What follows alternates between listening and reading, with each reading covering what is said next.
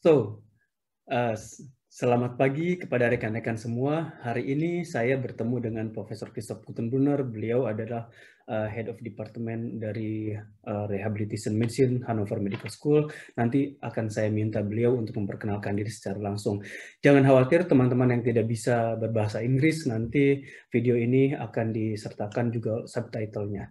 Ya, untuk mempersingkat waktu, saya akan langsung meminta beliau untuk memperkenalkan diri.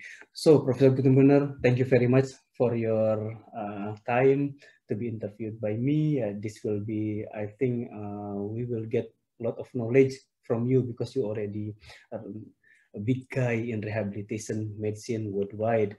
And yeah, because this will be very much focused particularly on the rehab and COVID. That's why I would like also to ask you later on about this topic. But before we go to the rehabilitation medicine and COVID itself, could you please introduce yourself? Yeah, thank you very much. I'm very happy to talk to you today about the issues of the COVID pandemic or the disease of the coronavirus disease with relation to rehabilitation. To introduce myself, my name is Christoph Gutenbrunner. I'm a medical doctor. I'm a specialist in physical and rehabilitation medicine since many, many years. And at present, I'm head of department of rehabilitation medicine here in Hannover Medical School, which is an academic chair. So we do the rehabilitation on the one hand, of course, in clinical practice, but we also do the research and the teaching of medical students with regard to the rehabilitation topics. So I'm a professor here in medical school, and at the same time I'm active at the international level, on the one hand with the goal to improve rehabilitation services worldwide. For that reason, I was president of the Global Rehabilitation Alliance, which is a civil society organization working very closely with the World Health Organization. At the moment, I'm past president, so I'm vice president of this organization. I'm also active at the European level and in the German rehabilitation community. So I'm past president also of the German Society of Physical and Rehabilitation Medicine. So, as you already listened to him, that he is really a worldwide expert in rehabilitation medicine. That's why I would like to interview him because of his expertise. Particularly, maybe we will get many benefits if we learn from him. So, without other ado, I would like to ask you, Professor Gutenbrunner, could you please explain briefly about rehabilitation medicine? Because many of my audience are just lay people who are not very familiar with rehabilitation medicine. Yes. Well, maybe I can use the example of the COVID disease to explain why or at what point rehabilitation comes in, because if I just do it as an abstract level, maybe it's not so easy to understand from the first approach. Well, if we look what's happening after the infection with the SARS-CoV-2 virus. It's a virus, and we call it SARS because it's severe acute respiratory disease. So we define the virus from the symptoms it causes or the disease it is responsible for. So we have an acute lung disease, the lung tissue is destroyed, and for that reason the respiration is restricted, and the function of respiration is to have the air, to transport the air to the blood, which is needed for the brain, for the muscles, and for all other organs, and also to exhale CO2 after the metabolism of the oxygen. So it is a lung disease, a severe acute lung disease restricting respiration. But what we also know, and this is important for what we are talking later about the post-acute rehabilitation, we have an immune reaction to this primary disease, which is very strong, which we sometimes call an immune storm. So they have a hyperimmune reaction to this disease. It's also very dangerous because this affects many, many organs, including cardiovascular functions, including the brain and others. And then if the acute phase is over, we observe in many, many cases that there are long-term sequelae or long-term problems many patients suffer from, which is quite non-specific. So it's not only the lung anymore, not only the heart and the circulation, but it's also some functions like sleep wakefulness, feeling fatigue, feeling severely fatigued, physically, but also mentally, to have problems with the taste and with smell, to have problems with some central nervous functions like memory, like finding words. And so there are many things patients suffer from. And now I would like to tell you what is rehabilitation in this context. Of course, rehabilitation is not the treatment of the disease, the primary disease itself. We need applying oxygen or many other things, but we also know, and that's why I stressed that the functions are important, that we should not only fight the virus or support or to supply oxygen, we also need to induce a better lung function as far as it is possible. So in the very acute phase, for instance, if there is an artificial respiration, we also can support in some way the lung function, which is the breathing rhythm, the question, do I breathe with my chest or do I use the stomach for the breathing? Not the stomach, but how do we call it? The diaphragm. The diaphragm, exactly. For the breathing, thank you very much. I feel this is a functional approach that can be started in the intensive care. There's another part of it in the intensive care because of the immobilization, we have secondary effects. So the rehabilitation part is to improve functions like respiration, joint functions, circulation, and others. And this is only one part of rehabilitation. This is the body functions we treat.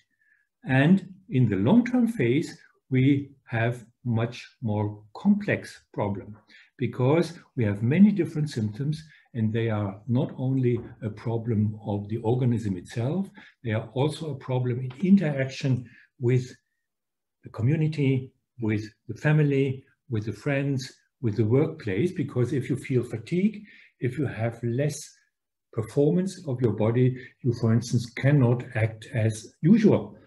And that's why we are convinced that the interaction of the person who has the disease with the environment is very important. And that's the core of rehabilitation, to improve this kind of interaction by, on the one hand, empowering or enabling the individual with the disease, but also think about the environment. How can we optimize it, for instance, in the workplace, but also with understanding of the family about what's happening. So this is an interaction. So if I come to the definition in the end, if we have a disease or a health condition, we look for the long-term, short-term, and long-term functions of the body, but also the interaction with the environment to enable persons to participate. So participation in society is the main goal of rehabilitation. And that's, I think, the core. And I feel the COVID is a good example how we can explain why it is so important. So thank you very much, Professor Gutenbrunner, for your explanation. I think now it is quite clear, at least for me, about the COVID itself and how rehabilitation really can relate very much with the COVID patient. So, but maybe it will be more interesting and maybe it will be more focused if you could please explain why, for example, rehabilitation should start from the acute phase, as you mentioned before, and then what type of rehabilitation treatment for the example of rehabilitation treatment for this acute phase patient, please. Well, of course, if I should explain about this, I think about what do we know from scientific research. Of course, we must admit that for the specific problems of the COVID-19, we do not have enough research to have the evidence for the specific case. But for other airway diseases or other diseases that need artificial ventilation and also care in the intensive care units, we know very well from controlled trials, from science, that if we have an early multi-professional approach and treatment, we can have shorter times of mechanical ventilation, we have shorter times in intensive care, and we have better outcomes after discharge from hospital. So we have clinical evidence in comparable health situations. And what it is about, you asked me what are the goals and also what are the treatments. So one goal is, of course, to support ventilation. This is the core in this situation, and this is extremely important in the situation we call the weaning phase, which is if you stop mechanical artificial ventilation, then the spontaneous ventilation or respiration has to come back. And to support this process is extremely important as a function, because in some cases, if the spontaneous ventilation does not come back, patients need to be reintubated. So this is a very risky phase. And in this phase, the ventilation treatment, the respiration treatment is extremely important. Another function, and I very shortly mentioned it before, is the side effects of immobilization. So if you are in the intensive care, or someone is in the intensive care unit, you have sedation. So the muscles are completely out of function. Your spontaneous respiration is not working anymore because you use the anesthetic drugs to block all these functions. But these functions are very important to maintain body functions.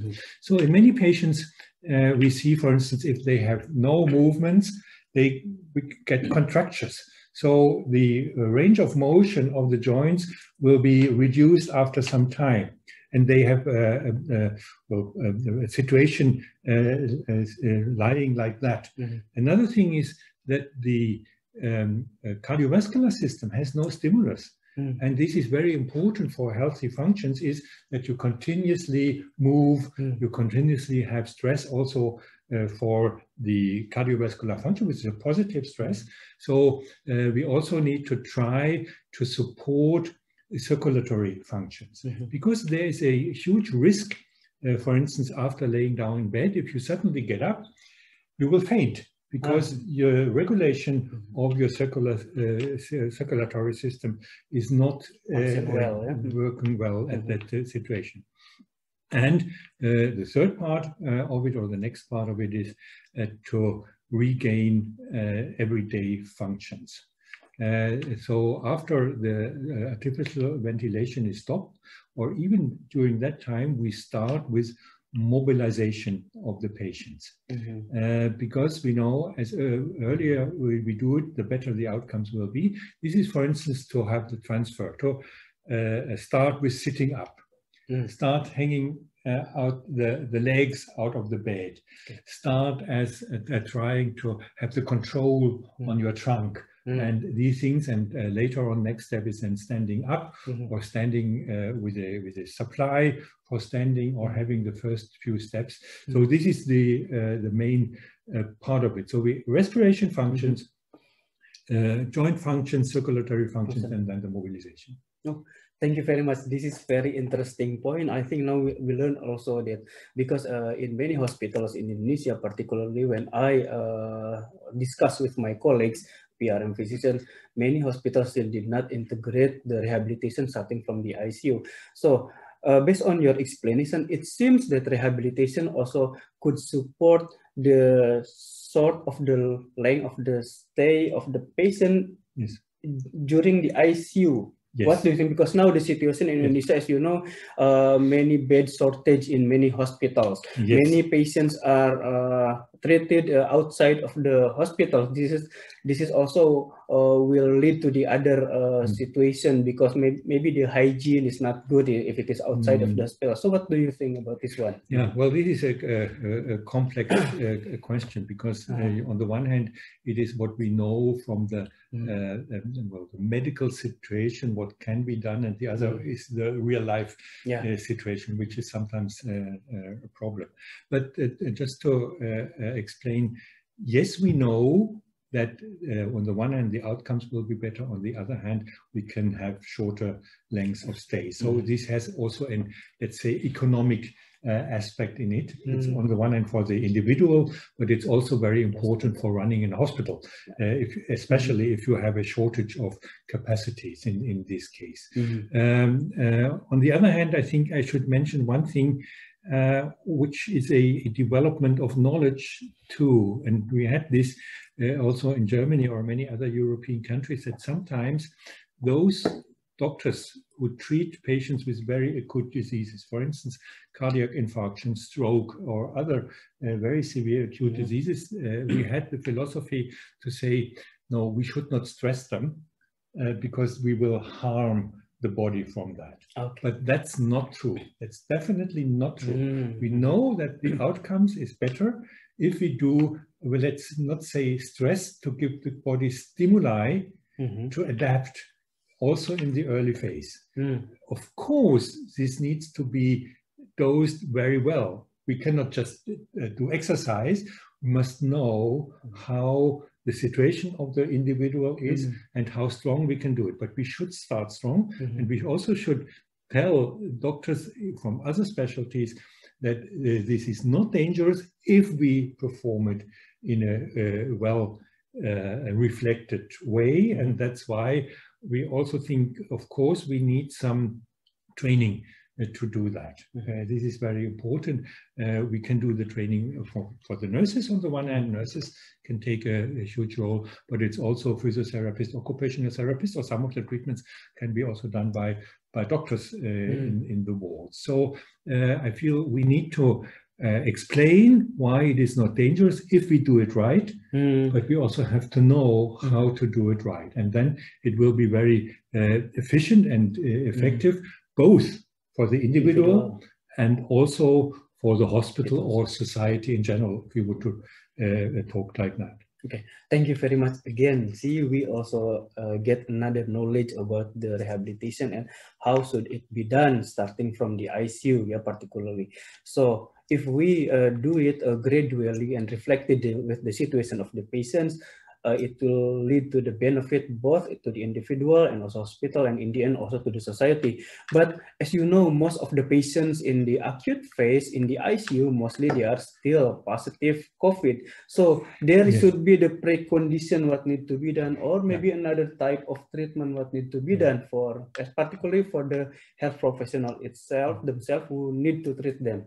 Yeah, thank you very much. This is a very important point, and I just to well, think about what happened if we had the first wave here in Germany. It was a huge problem because the treatment in intensive care unit is very close. So it's impossible to have the distance there because you need to touch the patient, to really guide the patient and to move the joints. So the therapists and the medical doctors are very close to the patients. And for that reason, it is extremely important to define and to keep hygiene rules for that situation. As a priority, As a high priority, because we saw in many countries that many of the therapists and the medical doctors have been infected. It's a catastrophe if we say like that. But let me say maybe a few things how this can be done. And normally in hospitals, people know how to do it, but there are some specific issues we have to think about in the COVID situation. Of course, well, the main pathway of infection is from the respiration itself.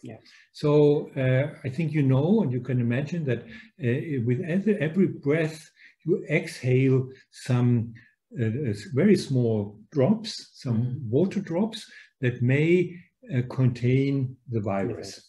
So if I cough, for instance, I have spread out virus particles, and if the therapist sitting next to us, for instance, she or he can be infected. Maybe we need to explain one thing. We are sitting pretty close here, and you will say, no, that's absolutely a no-go. It is not, because both of us are vaccinated. So it is clear that in this situation, we can talk again, even in a close way. But coming back to the intensive care unit, so for the intensive care unit, the most important thing is that both the patient, if it is not or she is not mechanically ventilated, wears a mask, and the therapist also need to wear a mask, which should be a high-level mask. The second one is, if you work with the breast itself, you need to wear a protection for the eyes too, because the skin of the eyes is very sensitive for this kind of infection, and you have to wear a coat, how do we call it, an einmal coat, one disposal coat to do that, and that needs to be. A second one is, of course, washing hand and hygiene, and using gloves during the treatment. And also the therapists have to know that they should avoid some respiratory maneuvers we use in other diseases of the airways. For instance, coughing maneuvers are forbidden in this phase. The therapist should avoid that to keep the risk in well, there's still a risk. We cannot avoid everything, but to keep the risk in a manageable way. This is very important, and please, well, for those who organize hospitals or health systems, it is very important to provide that material. In Germany, we had a phase with shortage of material, and it was very bad, but now it works. But this should be really on the agenda to manage it. Okay. So thank you very much. Again, we learned that although we can do the treatment of rehabilitation or even other type of treatment for the patients in the ICU or acute phase, but we really need to be concerned, also reflected about the precondition, which is the hygiene issue.